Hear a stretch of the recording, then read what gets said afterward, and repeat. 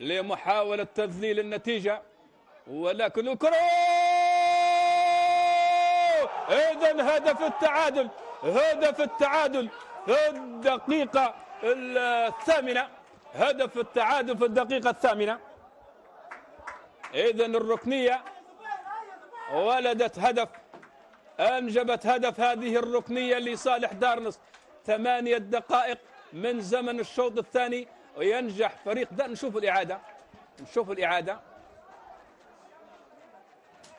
نشوف الإعادة للاعب اللاعب رقم 5. شوف الإعادة بالتسديدة، وإذا اللاعب شوف الإعادة من جديد، شوف الركنية أكثر من لاعب، نشوف التسديدة الرأسية اللي كانت مباغتة لحارس مرمى الصقور اللي سجل الهدف مجدي محمد. لحارس المرمى جمال الذي لم يفكر، لأن الكرة بهذه الطريقة تكون محرجة لحارس المرمى.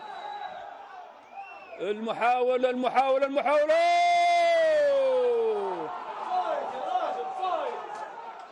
إذا الهدف الثاني دقيقة 27.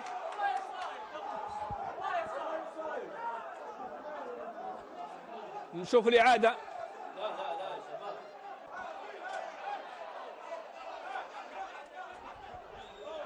نشاهد الإعادة. إذا الهدف الثاني